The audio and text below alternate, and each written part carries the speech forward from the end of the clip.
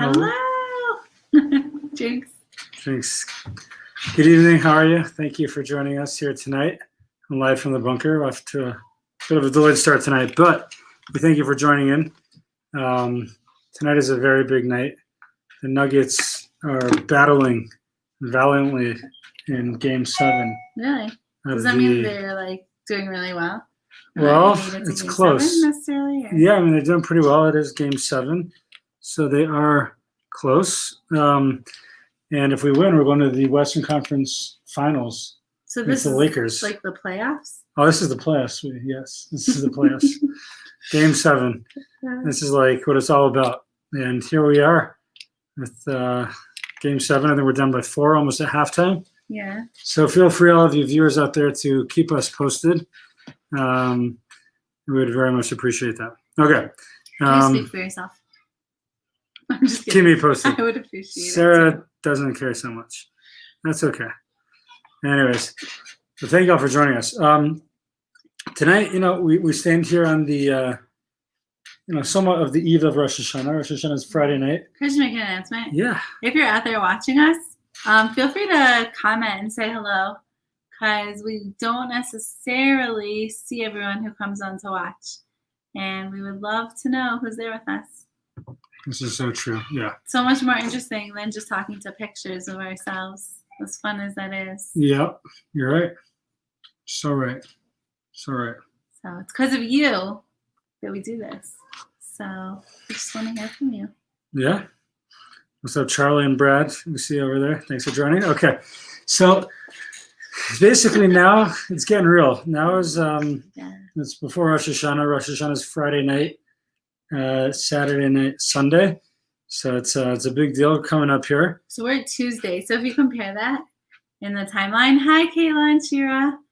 If you compare today's Tuesday and Rosh Hashana is Friday, that's like Monday night football. Tamar Staples.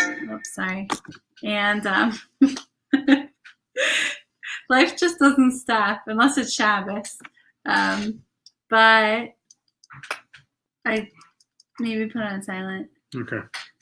It's either my friends, my kids' friends, but the distance. Hey Ben, the distance in time from now to Rosh Hashanah is the same as the distance between Monday night football and Thursday night football. Wow, that is a big deal. Wow, Yeah. That's crazy. It is. Now it's kind of that time of the week where it's kind of boring because there's no football, I was just thinking this morning, actually. That's how I came up with that. Like, there's football Sunday, there's football Monday. But then, thank God, you just have, sorry, multitasking. Us wolves are really good at multitasking. If you haven't noticed that, check out our recent Facebook post. But, so there's football Sunday night, there's football Monday night, but then you have a break Tuesday night and Wednesday. That's all. That's all. Oh my gosh. And then Shabbos. The breaks for Shabbos Right. too. And then Friday night and Saturday night. So, I just respond to that. No. Okay. Oh, my hands are tied. Okay. Yes. Okay. So it's only really like for those Sabbath observers, it's really just 2 nights in the week without football. Wow. Tuesday and Wednesday, and we're there now. Oh my gosh, that's nuts. But again, we got our Nuggets. So we have a lot to keep us excited about. So. Oh my gosh. Hi, Bridget. You know what's cool? I really could just respond from my watch. It's just not nice because we're talking to all the folks out there. So let's just focus on them. Focusing can be so hard, can't it? Does anyone relate to that? Is focusing hard sometimes?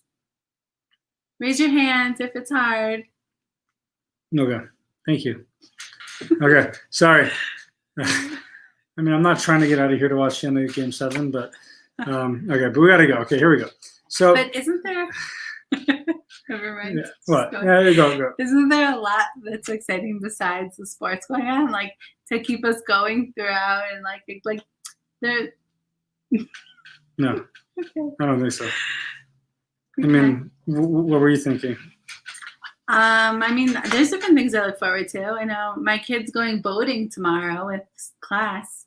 I saw an email about that. I figured it was a few days down the road, but No, they called me today. Oh. And they said, Okay. can I go boating? And I said, that's cool. When is Now, boating? that's a nice thing about Live from the Bunkers. It's really like, if nothing else, date night for us. We got to catch up a little bit. So Totally. Oh my gosh. I didn't know that. That's pretty cool. Yeah. Squirrel. Do we have any squirrels out here? We raise our hands. Thank you, Kayla. Is Squirrel one or two? Is Squirrel a player? I don't know. A basketball player? Because Charlie said to know squirrel also. Do we have like a squirrel running behind our screen or something? Oh, halftime just started. Okay. Halftime started. We're going to get going, okay? Because, I mean, this is a big We're deal. at This is the end game of the 7. game. It's game 7. It's a big game. Big I'll game. even watch with you. Oh my later, gosh. maybe. Oh, wow. Okay. That'd be nice. Okay. So, here we go. Excellent. So, it's Rosh Hashana's coming up, and Ben and I started in a little something on Monday nights called like football with the mayor and rabbi. And something that we mentioned there, I thought it was a nice concept, and Ben helped me understand this idea that there's something in the world of sports, in the world of this game 7 that we're in right now. Oh, okay. They're talking about a movie. Yeah. Okay, you'll have to fill us in on that later. We haven't seen the last movie I saw was Dude, Where's My Car? So I High have School Musical 1. no idea what you're talking about. So later, tell me what you're talking about. There's a new book called Choosing Up. I heard it's amazing. If anyone wants to do a book club, I know someone who did a book club with it, and it was cool. Okay. So we're in game 7. I'm sorry. It's game 7. I gotta get moving here. Okay. We've already spent 7 minutes talking. Anyway, it's game 7, and I've given up on the Nuggets probably 20 times. I even gave up on them, 5 minutes ago, and I saw they were down by 9 points. Wow. You could even give up on us for not getting to the point. Right. Yes, I'm like giving up now. And Hi, Nina Devora. I appreciate Brad's comment. Dude, what does mine say? Sweet. What does mine say? Dude, what does mine say? Sweet, what does mine say? Dude, what does mine say? Anyway, so we're in game 7, and last time this happened 2 weeks ago, the Nuggets were down 1-3 against the Jazz. I gave up on them. I thought they were just an embarrassment to our city, and sure enough, they came back. They battled back. Wow. Okay, so you can never give up. How many games are they down? They were down by 2 games, 1-3, first to 4 wins. They won 3 in a row and beat the Jazz. Sure enough, again with the Clippers right now, they were down 1-3. They battled back. It's now 3-3. Game 7 is happening as we speak right now. They battled back. This is a little more. This doesn't get me as excited, but last year the Tennessee Titans started the season 2-4. They lost to the Broncos 0-16, got shut out, and then with a new quarterback, Ryan Tannehill, they battled back the rest of the season 7-3, made the playoffs, made the AFC Championship game, and really could have won it. They were winning big against the Chiefs. Wow. How last many night. Football players are on a team? 52, I think. 52. I don't know. So by changing, let's just say it was 50. By changing the quarterback, they're making a 2% change in their team, made and all they were the able to difference. flip that all around. I love that. Beautiful. Beautiful. Talking football. Source simplest or So simplest. Sarah's just popular tonight. We'll just decline that. Okay. There we go. Okay. Put it on silent. Thank you. Okay. So, so what I'm saying, and last night as well, you have this poor kicker, Steven Gostkowski's missing every field goal, 4 field goals in all, 3 field goals and an extra point to be exact. And the guy came through at the game on line to put a dagger in the hearts of Bronco fans everywhere. Okay. So this idea that you might be down, but you're never quite out. You have to focus on like the task at hand, and you can really like do great. And Brad says 53 players. Okay, so we're close. Okay. So speaking of which, we have some girls in for the book club, which is awesome. The book is called Choosing Up. Isn't that really the movie was up. Yeah, I don't know. I'm confused by all of it. Okay. But I'm sure it's great. Okay. So there's a message here in Judaism, this idea of taught to us by Rabbi Nachman of Breslov. He says, Al tis ya'ish, never give up, never despair, never lose hope. Your team could be down 1-3, never give up. You could be down 1-3 again, never give up. You could have missed 4 field goals in a game, never give up. Wow. So you can never give up. And I think that this ties in very beautifully to Rosh Hashana, which we're standing right before. Yeah. You could be trying to fix the same thing every year. Or it just feels like the same issue that always Oh, now you just hear ringing on my watch. Do you always hear here? Sorry, it's been a long day. You could always be battling the same thing, or it feels like you're not getting any farther in anything. Right. It's easy to be like, Don't what's give up. right? You might just, I'm not making progress. Like I'm inclined to just throw in the towel and give up. Why bother to even change? Why bother to try? Like, what can I do? It's, I can't do it. And the lesson is never, ever, ever give up. And what's up, Jacob? Good to see you there on Instagram as well. So here's the thing, that when it comes to Rosh Hashanah, that, and this is what some of the sources say, that basically, like, I stand before God in judgment every single year on Rosh Hashanah. I'm promising him basically I'm changed, I'm different, I'm new, I'm not going to mess up again. I've resolved never to do that again. I'm in a new place. But the problem is that perhaps, we all know is that the problem that we're all well aware of is that at the end of the day, like, we did mess up. Like we maybe said this last year. Maybe we said last year, I'm not going to do that again. I'm not going to revert. Is that a word? Revert back to my old, negative habits, my negative ways. I'm not going to go there again. I'm new. I'm different. And we know that inevitably every year, to some extent, a lot of times we do revert back to those old ways and old habits. And yeah, so the question is, like, how does that work, right? Like, what? Interesting. It reminds me, I like talking about relationships. And this is not going to turn into a relationship class, believe it or not. But it sounds like a relationship, right? If one person in the relationship keeps making that mistake, it could be even an unhealthy relationship. That I feel like that narrative is so common, right? It could be a relationship. Oh, I'll change. I'll do better. I really mean it. I'm really going to try. And the same things that keeps happening again and again. Yeah, that's a good point, right? And when we think of like Judaism, it's a relationship between us and God, right? That's really what it is. So how do we understand this? We're coming before God every year, like same mistakes. Mm-hmm. Like at some point, like, aren't we like discouraged, that we keep doing the same thing over and over? Sick of forgiving us? Right.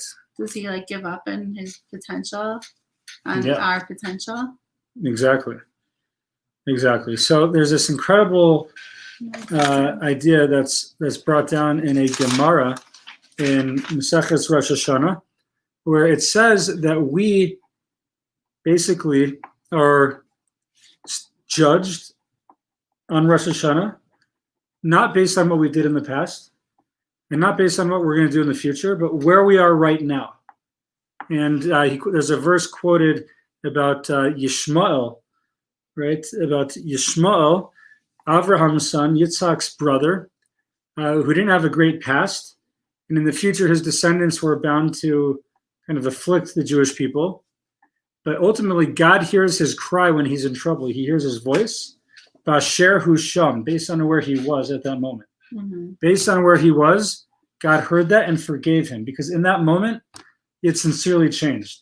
Wow. He was real in that moment. And the Talmud Yerushalmi says something just that's wild. That Rosh Hashanah, meaning you're so judged in that moment that you're not even judged like on what happened in the past. Isn't there also a story like that with one of the evil kings? Menashe, maybe? The evil king Menashe. So, like right before he died, maybe? Exactly. He has, she has a poop. Together. Oh, coming, Lovey.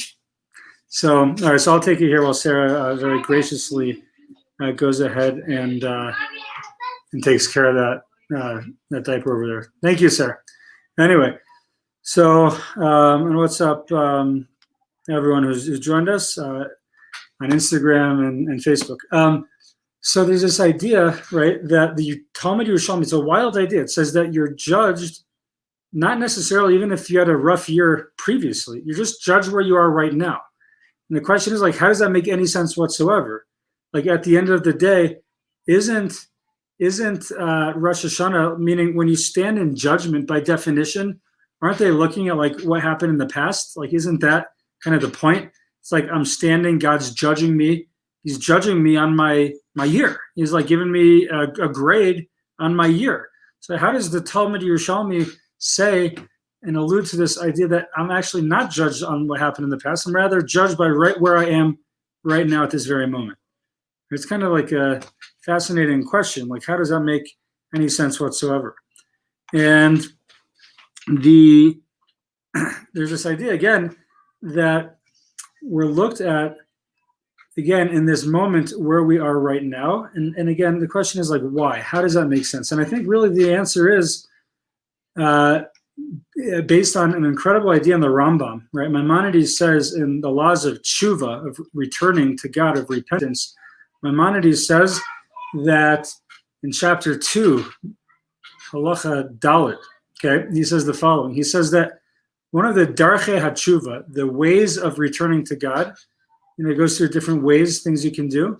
He says, for one, to cry and to feel remorse and pain over that distance between us and God.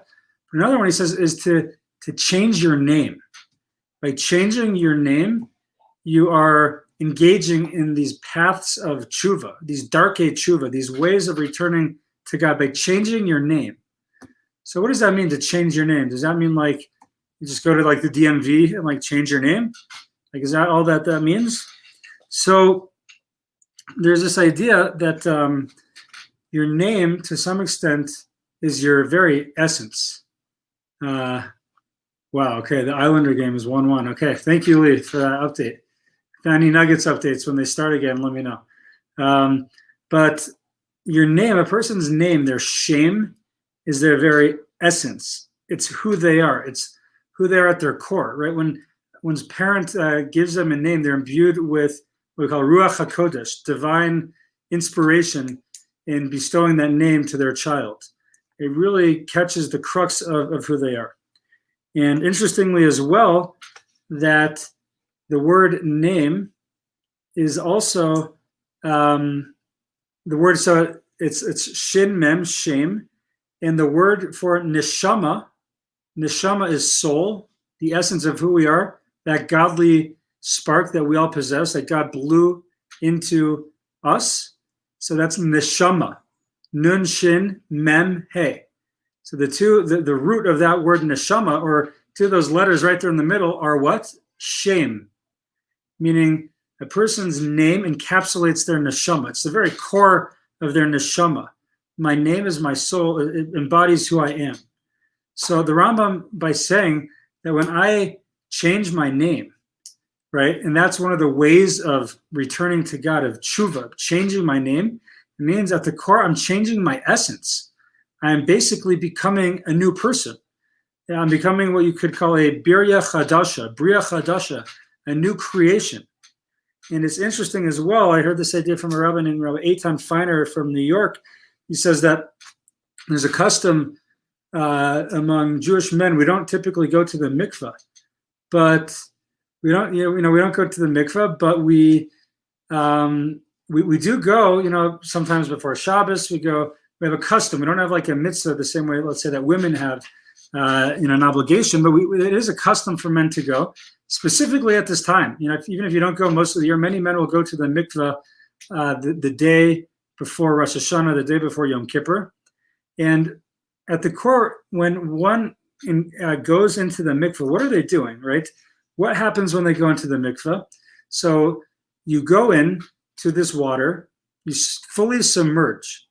And I believe it was the Shem Mishmuel, this great Hasidic Rebbe, who says that embodies to some extent a fetus in the embryonic fluid, the amniotic fluid, I should say. Right? It's encapsulated in water. It's preparing for its birth, for its renewal. And when we go into the mikveh, it's to some extent a similar idea. That we go into the mikveh, and when we go in, now we can't survive in a mikveh. We can't thrive and breathe and prosper in underwater, right? So to some extent, we're leaving, people tragically drown in water, and that removes their life. So by us like going into the mikveh, he says, we're kind of removing that aspect of our lives, that whatever was in the past. And when we emerge from that mikveh, we're emerging a bria chadasha, a new creation. When somebody converts to Judaism, and they emerge from that mikveh water, they emerge a new person. So when we get out of that mikveh, we emerge as a new creation, as a new person. And when we tap into that on Rosh Hashana, and we go through that process of renewal, and whether it's going to the mikveh or whether it's like just working on ourselves and evaluating how we've been and resolving, to change our name, to change our essence, like whatever that was in the past, like that's not me anymore. That was like the old me, but I am a new creature. I'm a new creation, and that's really the main thing. So welcome back. Thank you for that. I love that idea that you're talking about. Oh, awesome. Glad you could hear. What's up, Spencer and Tamar and Rena? Hi. And Roddy Toddy? Thank you all for joining us. Lexi, thank you all. So there's this idea that you emerge like a new person, and you change your essence, neshama, your name. You're a different person. So like whatever happened in the past, when you understand it like that, that was in the past. That was a different name. I was like, Danny, but now That's the old you. Now I'm like Daniel. I'm like different. I have a new essence, and therefore I believe that this answers our question, right? But before I get there, just more proofs. This idea. Again, I was listening to this rabbi in Torah Anytime, Rabbi Eitan Feiner. It's like blowing my mind. He's like, we follow him now on Torah Anytime. I followed him, yeah. He literally. After we showed the account, but we literally I was sitting there. I listened to it twice, and he's like rocking my brain. It was like nuts. And he said this other idea, and I've seen this in other places as well. On Rosh Hashana, so in the Torah we refer to Rosh Hashana in part as Yom Teruah. Mm-hmm. Yom Teruah, the day of Teruah. What's Teruah? So Teruah is, to some extent, the blast of the shofar. Okay? But it's interesting because we don't call it Yom Tekiah. We don't call it the day of, because the Tekiah is also the blast of a shofar. Why do we call it Yom Teruah? So what is Teruah? So there's this amazing halacha book I'm teaching to the kids in school, and it's called the Penine Halacha, and he describes how the word Teruah connotes a brokenness, a weeping, a crying, a type of anxiety, and it's really a powerful idea that we are issuing forth these cries. And the reality is that the tekiah sound, again, for those who are not familiar, the tekiah that we hear on Rosh Hashana goes doo. It's one blast. Okay, the true is like doo doo doo doo doo doo doo. 9 of those short blasts. And the tekiah connotes stability and joy, and Teruah connotes uncertainty, anxiety, fear, and weeping. So interesting. Yeah. So all these human emotions are symbolized in the sound of the shofar, right? And we call Rosh Hashana Yom Teruah. Now it's interesting. He points out we only hear the shofar, a sum total of a tiny fraction of Rosh Hashana, just a tiny bit, a small percent of the whole 48-hour holiday. We hear the blast of the shofar, and yet we call the day Yom Teruah. It's like a light, right? That if it's dark, if you're in a dark cave, just one little bit of light, you don't need. Oh, okay, good. The whole. You don't need it, right? A little bit. But I guess and what I'm thinking of just as curious is but why do we call it just such a small fraction over the whole day? Yeah. Which is interesting. So it's interesting as well because historically, when the Jewish people were encamped in the desert, the tekiah blast basically was when they should gather all together. So if we're all camped out, have a big Jew Pro camping session in the sand dunes, we're trying to gather everyone together and be like one blast, and then everyone will come out and we'll hang out. Okay. But in the desert, when there'd be the Teruah, that meant that either they were wandering from place to place, going from to the next encampment, or it meant that they're going to war. It connoted this uncertainty, and we call this holiday Yom Teruah, this day of uncertainty. Wow. And the reality is that the blessed Teruah resembles a cry. It resembles this intense cry that precedes words. Right? It precedes words. Esty, sweetheart, we're just in the middle of something, okay? She's so cute. She is cute. We talked to him like 3 hours ago. Okay. She took a nap today. I fell asleep with her. Okay. Anyways, so we call this day Yom Trua, the day of the cry, basically, and the shofar connotes this blast. Again, it's like what does a baby do when a baby comes out of a womb? There's two things it does. What does it do? It cries. Does not smile. It cries. It cries, and it has tears. It has tears, and it cries, and it screams, and it's right? It's the same thing. It's I don't think it's crying because it's sad, right. But it's this raw expression of this child and this new creation, and that's kind of what we're doing with the blast of the shofar. We could use trumpets like they did in the desert. We use the shofar. It's more of a raw, emotional like sound that connotes this crying, and I think that maybe again it alludes that those cries allude again to the birth of a child, because we're emerging as humanity. What's up, Yoni and H. Samantha's? We're emerging as like new being, as a new creation.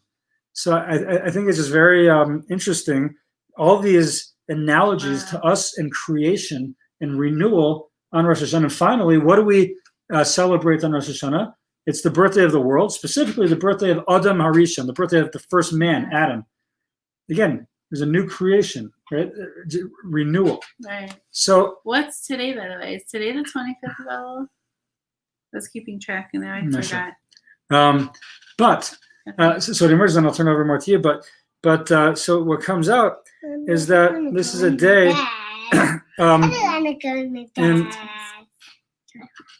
the Penine Halach again just says that this moment we're in, again, it's a moment of uncertainty, right? That they would blow the shofar, the truas, when they would move from place to place.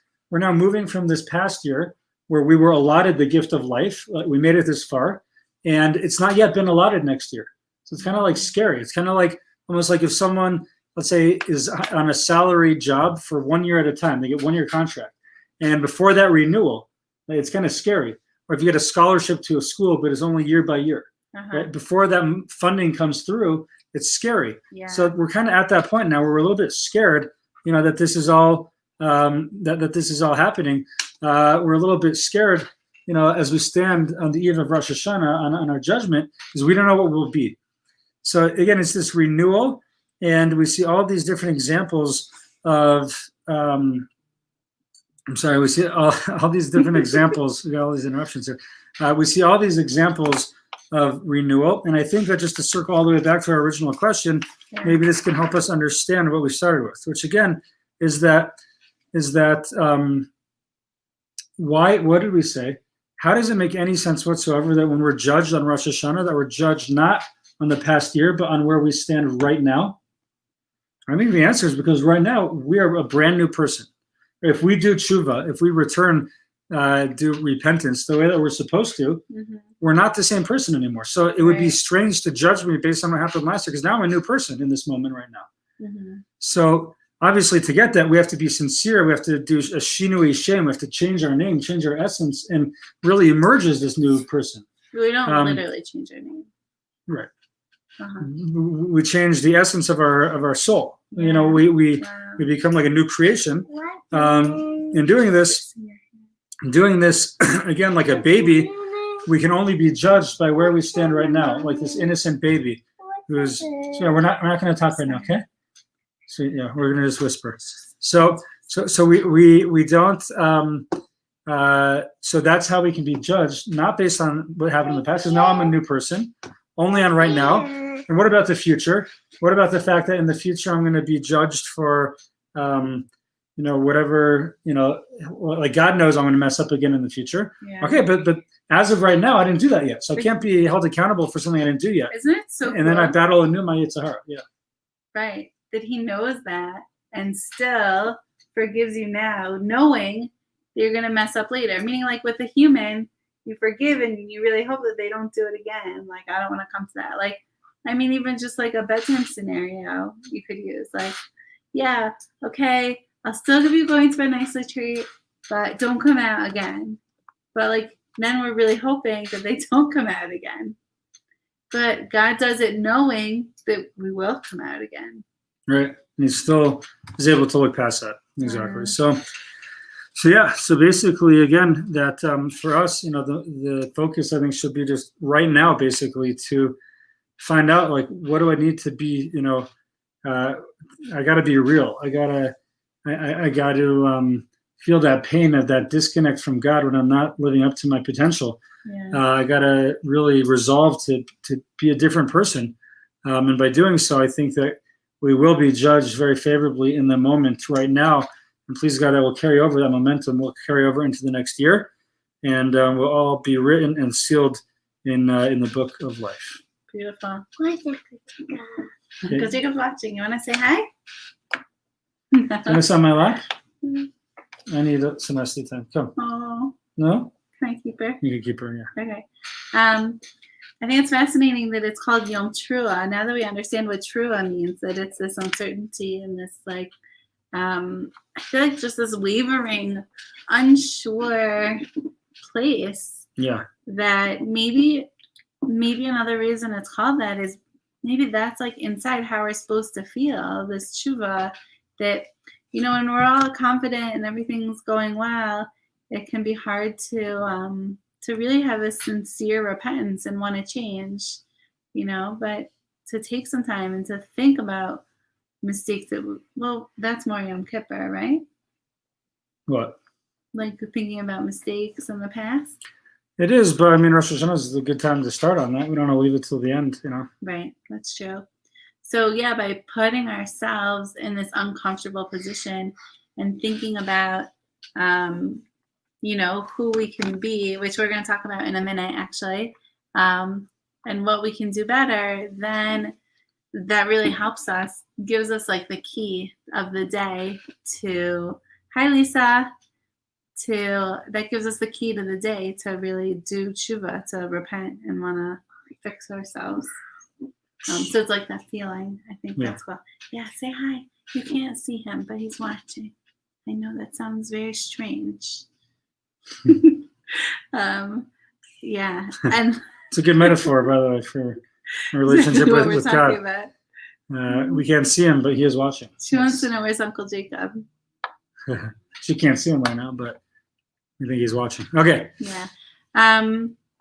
Also, it's just interesting because they say, like, I was listening to a class today, Rabbi Glatstein, actually, on Torah Anytime, and he was saying about blowing the shofar, that it's really interesting this year. It happens every so often that Rosh Hashana falls out, that it's partially on Shabbos. And it's not so uncommon, but this year it happens that it has not happened in 11 years. Wow. And what's so interesting about this, like Rosh Hashanah being on Shabbos, like, why does it even matter? Either way, you're not driving, right? We're not on the phone. We're not, either day, it's that type of day for us. Hi, Alex. Mazel tov. But either way, whether Rosh Hashanah is on Shabbos, it makes a difference because then we don't blow the shofar, which is the whole Yom Teruah. If it's a day of Teruah, the shofar blast, and it's on Shabbos and we don't blow the shofar, and apparently there's all these Gemaras about, like, how important it is to hear the shofar on Rosh Hashanah. And they're like, well, what if someone was really, like, they were about to blow the shofar, and then they lift it up to blow the shofar, and the shofar gets struck by lightning. And they even have extra shofar in a safe place, and it's gone, or so. And there's no other shofar in the whole town. What are you supposed to do? Like, they tried, but it says no. Like, it's not good enough. You have to hear the shofar on Rosh Hashanah. That otherwise, it's like could be a bad year. So actually, this is a great place. Hi, for a plug for shofar blowing. We're doing shofar blowing on Sunday, not on Shabbos, but on Sunday at 1 p.m. in Crestmore Park by the picnic tables that are near the tennis courts. Great opportunity to come hear the shofar. We'll all be social distanced outside. It'll be really nice. But so if we need the shofar to have a good year, But on Shabbos, we're not allowed to have the shofar. So then what? Then do we just automatically, we don't get a chance at a good year? But it says no. On Shabbos, when you're not supposed to, then you don't need it. In every other situation, like no matter what, you have to hear the shofar for a good year. But not, I'm like, I don't know, is there anything you want to say about that? You want to teach us, Rabbi? Yeah, no, I mean, in years, where we don't blow the shofar like on Shabbos, like the abstention from doing so gives you like the merits of what the shofar would have given you, right? Mhm. So the refraining from that gives you kind of the same merits. Yeah, I guess the same God who told us to blow the shofar on Rosh Hashana can also told us to refrain when it falls out on Shabbos. Yeah, I think it's such a message for Judaism, and this is, so much of what we do, I think, really does revolve around this concept that everything we do is important, and everything God gives us is beautiful, but there's a time and a place for it, and there's a time and a place. Like, we're meant to enjoy delicious challah, but it's for Shabbos and it's for holidays, or it's not that we're supposed to not have joy and enjoy the world and the nature and everything we are.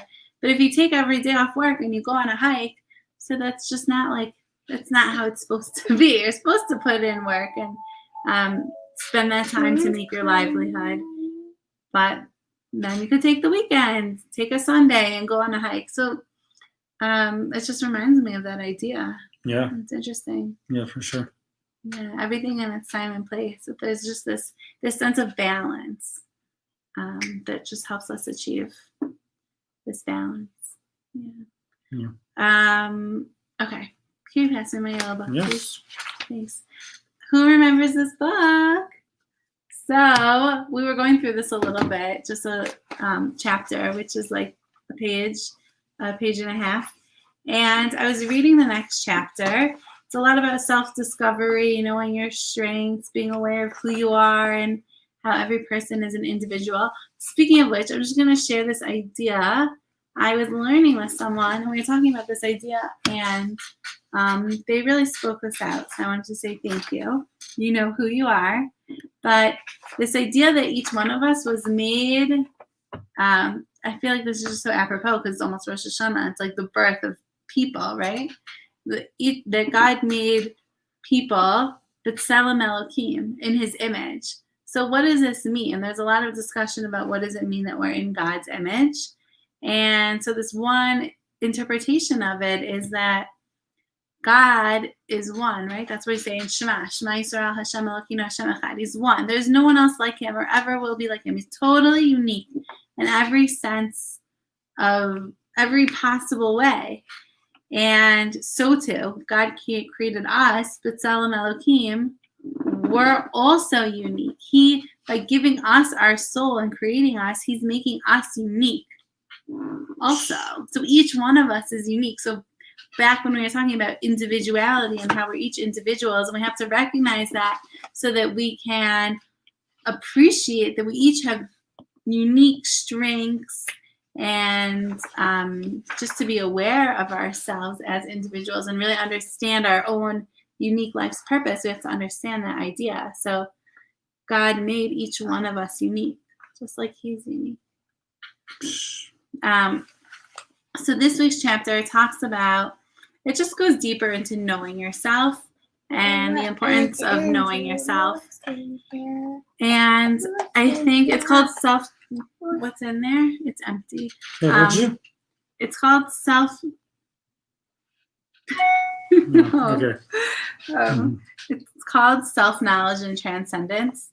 And it's just talking about having this deep awareness of who am I, right? When you strip away everything else, what makes up me? And what I loved the most about this chapter are his questions. So each chapter we read you the questions, and these questions in particular I just found awesome, and it relates exactly back afterwards. We're going to relate it back to what we were talking about. Okay? Yeah. So the first question is, and feel free to write these down, take notes. Maybe you could journal about them later tonight. What heights am I capable of achieving? It's probably, good questions before Rosh Hashana to think about. Yeah. What depths am I capable of descending to? Right? So they say that a person's potential that they have for growth, they have that equal amount of potential for the opposite of growth, for going the other way. And really, I think of it on like this way. Like, let's say if someone has like an extreme personality, it could be used for extreme good or extreme not good.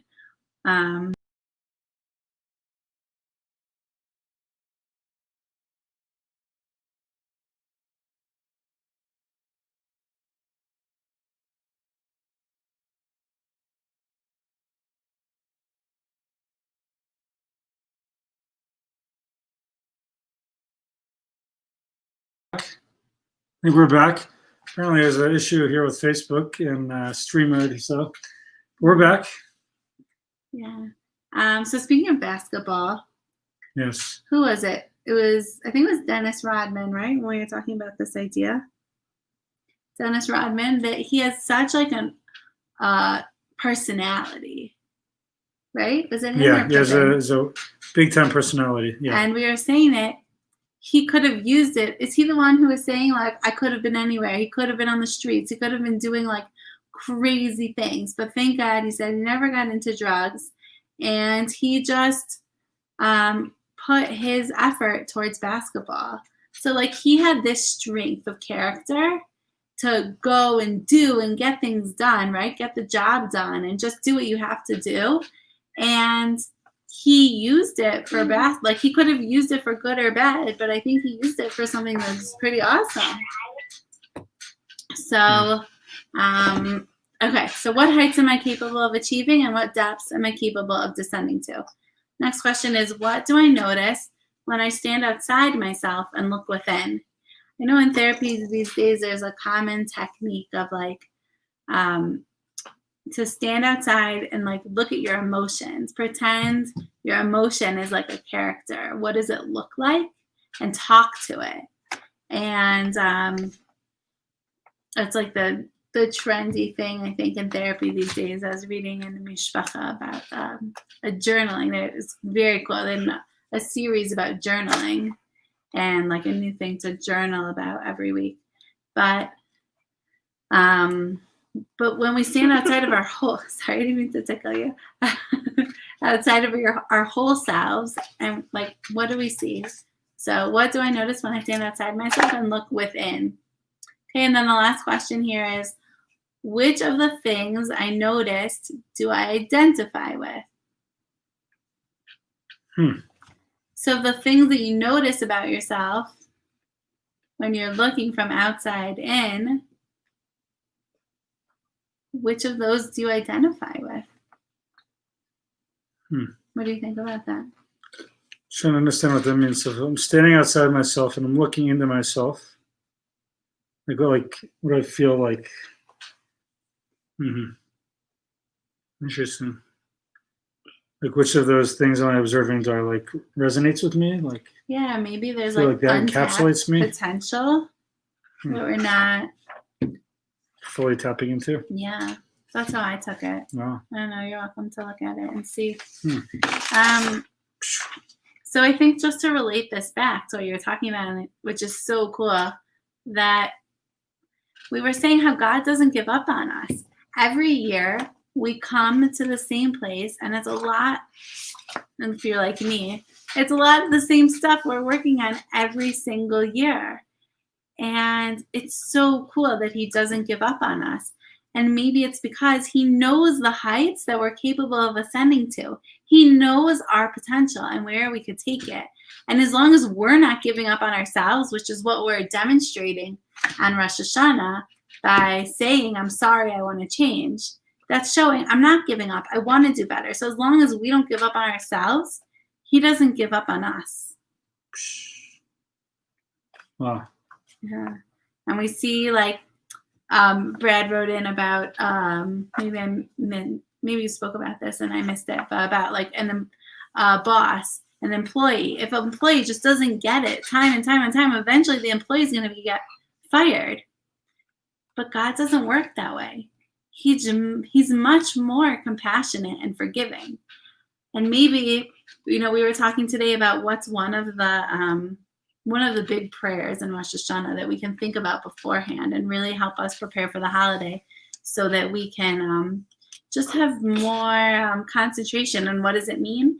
And you said the Avinu Malkinu prayer, my Father, my King, a father, a real good father, like maybe hopefully doesn't ever give up on their child, but that's that relationship that God loves us so much as part of this B'Tselem Elokim, that he put a piece of himself within us, and therefore he's so compassionate and forgiving that as long as we're willing to keep moving forward, one baby step, 1% at a time, just living in the moment and knowing what's my next step right now that I need to be doing, then he doesn't give up on us either.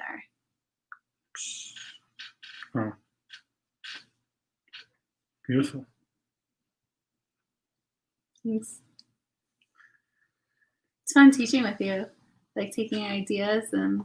Yeah, for sure. It's like what you do in life. You kind of take the raw materials and you just turn it into a masterpiece, Yeah, beautiful. Good, okay. So I think that's, we'll see how early tonight, I guess, yeah? Yeah, there's some toes. Some toes? Got some toes there. Okay. Yeah. Well, I think that's about it. The game. With the ESPN app open, I see that we're winning 82-74. Thank you, Charlie, for the update earlier as well. Yeah, thank you all for tuning in tonight. You should all be blessed with a very joyful and meaningful Rosh Hashana, and be written and sealed in the book of life. And we should all enjoy a very beautiful upcoming year together of health and unity and celebration. Enjoy, God willing. I mean, let's not give up on ourselves, our friends and family. Don't give up on them either. And don't give up on the Nuggets either. Do not give up on the Nuggets or even the Broncos, I might add. Whatever your team is, even if you're not a Denver fan. Just don't give up. Don't give up. All right. Thank you all. Have a good night. Thanks for coming. Thanks for coming.